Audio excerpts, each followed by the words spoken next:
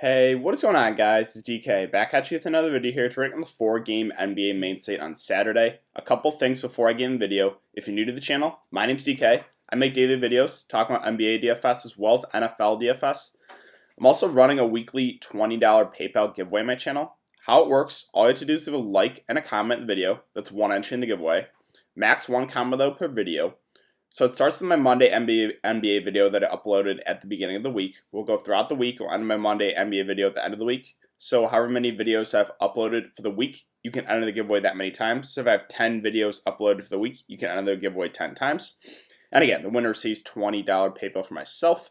With that out of the way, let's jump in the video. So first, let's look back at my lineup here from that crazy slate on Friday.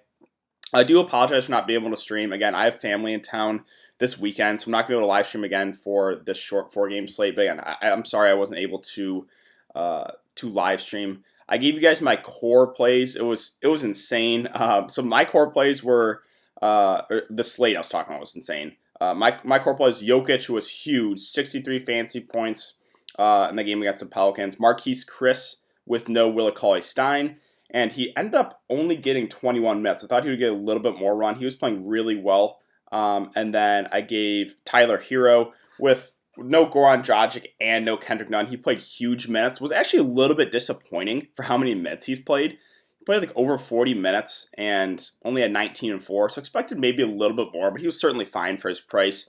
And then Bogdan was a little bit of a letdown. I think that was a mistake on my part. I should have put one of those Boston guys in my core. But again, I was out to dinner with family. I was trying to keep track of news. I was like, yeah, it was crazy. A lot of stuff breaking, right before lock. So, rest of my lineup here. D'Angelo Russell. Talked about liking him. He was really low owned, 10% owned, 51 fancy points. Thon Maker. I mean, that was more of a value play once Drummond got ruled out. He was 3.9K. He was perfectly fine. 26 fancy points there. Cat. Got a little bit unlucky here. Got in foul trouble again. Only got 29 minutes. So if he gets his 35 minutes like usual here, he probably gets close to what Jokic got, right? So got a bit unlucky there. TJ McConnell, I went with him once he was starting. No Malcolm Brogdon. He was pretty solid for his price.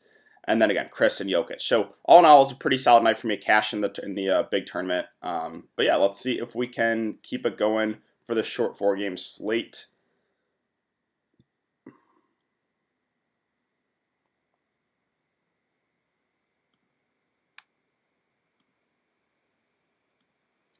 Okay, so let's look at some numbers here. So this Dallas-Utah game not on the main slate. That's a showdown slate. We have the Nets and the Pistons sitting at 227 with the Nets favored by 2. We have the Bulls and the Cavs sitting at 214.5 with the Cavs favored by 1.5 points. We have the Thunder and the Timberwolves sitting at 227 with the Thunder favored by 2.5. And we have the Lakers and the 76ers right now sitting at 218.5 with the Lakers favored by 4.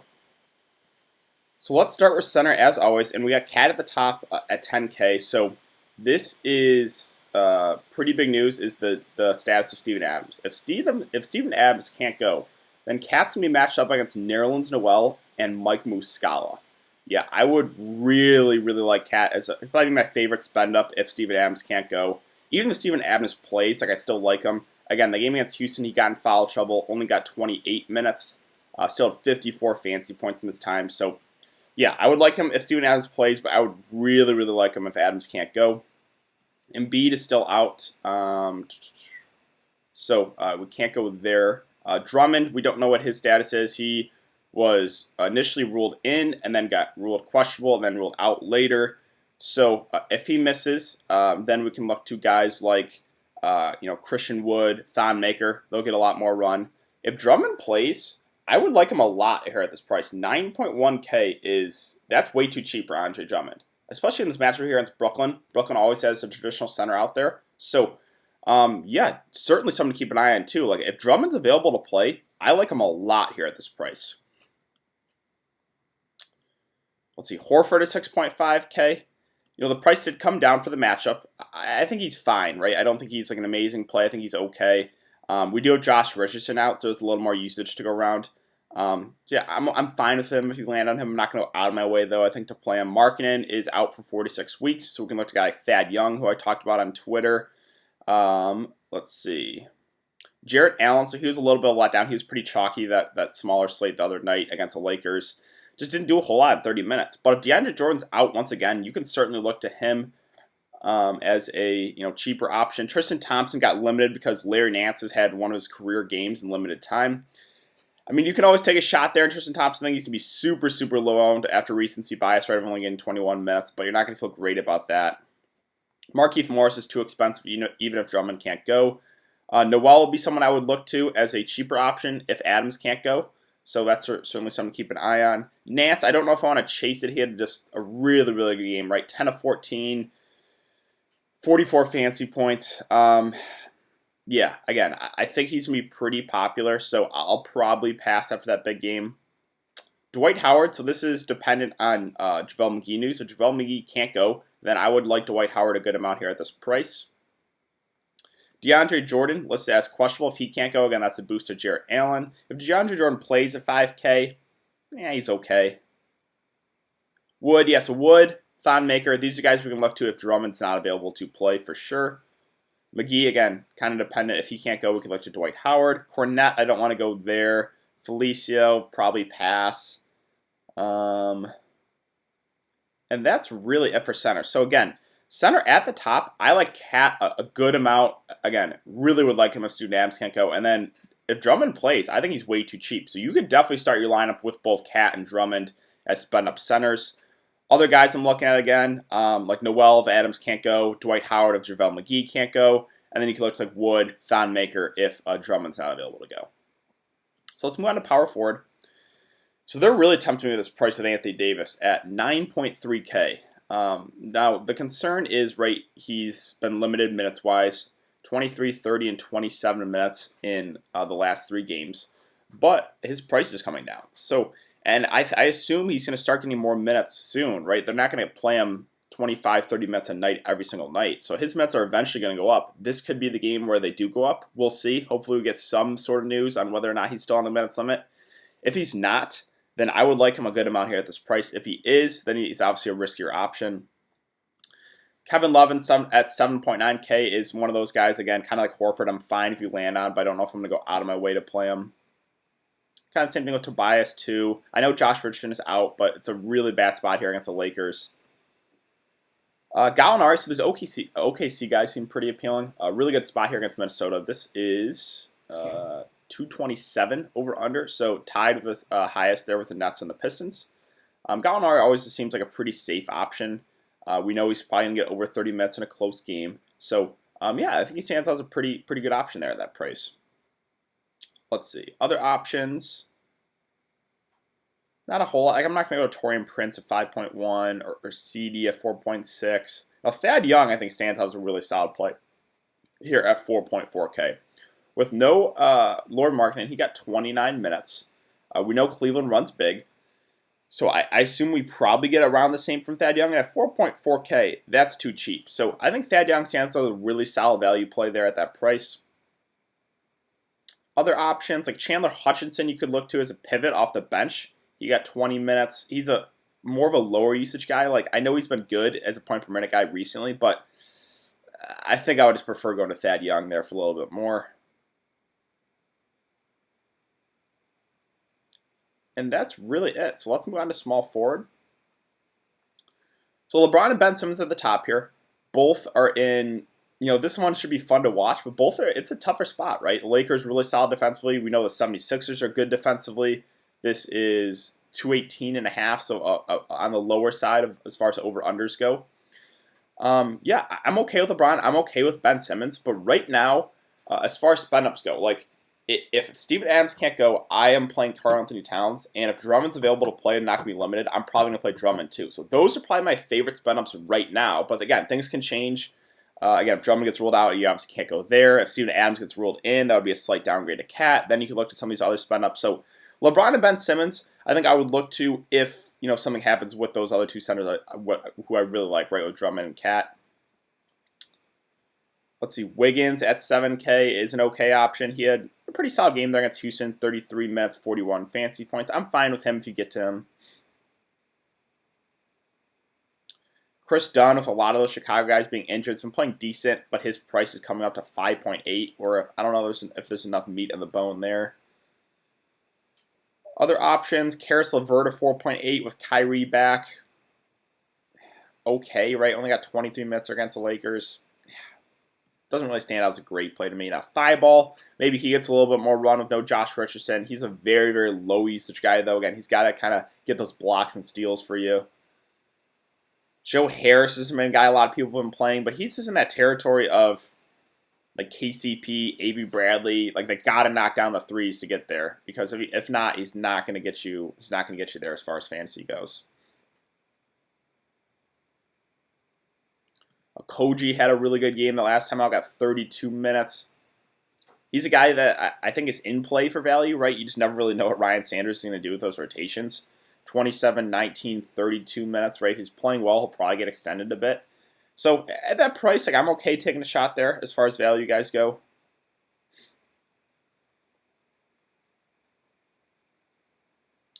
I think that wraps up, though, for small forward. So let's move on to shooting guard. Zach LaVine at the top of 9.2K. I do have a good amount of interest in him. I think he goes a lot lower owned on the slate. But, yeah, again, after like 3 straight kind of mediocre games, right, 37, 34, 33. We know, though, like, a lot of guys are out for Chicago, right? No Lauri Markkanen, no Wendell Carter Jr. So he's playing alongside a lot of lower usage guys. And 3 straight kind of off games, but we know the upside is there, right? We saw what he just did against this match against Cleveland, right? On the 18th, he put up 68 fantasy points. So I have some interest in LaVine as a spend up, but I think he goes a bit lower owned. I also like these OKC guys again. SGA has been playing huge minutes, 35, 39, 38, 37. Really, really good spot here. He's doing more peripheral stats wise too, like getting rebounds, assists. Like, so I for sure like have some interest there in SGA. Derrick Rose, this is pretty strictly dependent on Andre Drummond news. If Drummond's available to play at 7.5. I think he's still playable, but he wouldn't stand out as like, oh, I need to get Derrick Rose in. If Drummond misses, then I would like Derrick Rose a lot more. Dinwiddie's actually been playing pretty decent alongside Kyrie, 39 and 37 in back-to-back games. I don't know if he can keep this up, right? I would probably prefer getting up to Kyrie for an extra, I think he's like $1,500 more compared to Dinwiddie. Schroeder's always viable off the bench. 34, 33, 31. We know he's playing at 30-plus minutes. He does have upside, too, so I'm certainly fine taking a shot there for GPPs. Even Colin Sexton, just thought I would talk, like, he's been playing really well. 37, 34, 35, 37 minutes. He's getting big minutes. He's doing more peripheral stats-wise, too. Look, the assists, rebounds. So I actually think he is in play here. Now, am I going to play him? Probably not, but I think he's someone you for sure can consider there at that price. Culver, 4.7. Again, his minutes went down kind of due to Okoji's minutes. It's just you never really know what those secondary pieces as far as Minnesota goes. So we have no Josh Richardson, right? So like Korkmaz will probably get more run, but DraftKings did a good job pricing him up to 4.5. He's a guy that kind of has to knock down those threes to get you there. So I'm okay taking a shot there for GPPs. He'll probably get a little bit more run again, but he's got to knock down those 3-point shots. Shake Milton, like he got more run, no Josh Richardson. He got 23 minutes. He's a value guy you could look to if he starts. So we'll see what Philly ends up doing with their starting lineup there.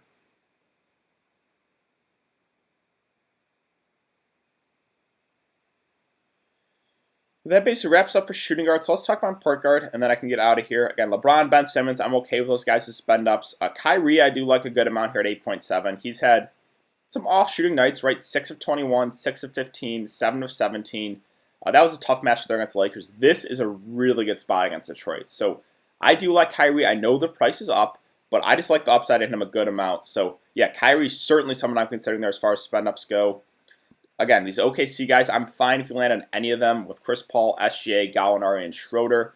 Really good spot here against Minnesota. So I think a couple of those guys at least probably have a really solid game. Napier's minutes went down, actually, the game against Houston. Jordan McLaughlin got extended a bit, so that is a little bit worrisome that he only got 24 minutes there. So, yeah, I don't know if I can go there. Santa Ransky at 4.6. His minutes have just been down. Like, sure, can he get you there in like 25 minutes? He probably can, but it makes it tricky when he's playing limited minutes. Kobe White at 4.2. Is someone that you can take a shot on for GPPs. His minutes have been ticking up, 25, 25, 28. He hasn't been shooting the ball particularly well, but we know that Kobe White does have upside games in him, right? He can put up over 30 fantasy points on a good night. So I think he's someone you for sure can look to for GPPs. Also, don't mind Rondo at 4K. Got 23 minutes a game against Brooklyn. We probably get about 20 to 25 from Rondo. He's certainly someone that can get you there in that time. So another one of those value guys I'm certainly considering. Just thought I'd bring it up again. McLaughlin, he did get extended. He got 24 minutes a game against Houston. Now, only got 15 fantasy points, but at mid price, if we get like over 20 minutes from this guy, you can certainly take a dart throw and hope like Napier doesn't play well. Hopefully give the minutes to McLaughlin, right? But yeah, that basically wraps it up. So again, we're waiting on some injury news here. As far as Anthony Davis, I assume he's going to go, but we're going to see if he's going to be a minutes limit or not. We got to wait on the stats of Andre Drummond. We have to wait on the stats of Steven Adams. What else is there? DeAndre Jordan is questionable. But yeah, so like again, JaVale McGee is questionable too. Right now, like those two center spin-ups really stand out to me, especially if if Steven Adams can't go. I would really like Cat at the top there. And then if Drummond plays at 9.1 against Brooklyn, I would like him a lot at that price. So I wouldn't mind starting a lineup with something like that and then going maybe like Kyrie Irving, right? I think those three spin-ups right now, those are the three spin-ups that I probably like the most. You could always look to Zach LaVine too. But that's probably what I'm looking at as of right now as far as this 4-game slate goes. But yeah, I think that's going to do it for today's video, guys. So if you have been enjoying the content, would really appreciate it if you like this video and subscribe. Again, if you want to get entered in the giveaway, all you have to do is like and a comment in the video. That's why I'm doing the giveaway. I'll be back for another video to break down the Sunday NBA slate. Again, I'm sorry I won't be able to live stream for this slate. Got family in town, but I should be maybe back for live streaming Sunday. If not, for sure Monday. But yeah, thanks again, guys. I really do appreciate it, and I will see you guys all later.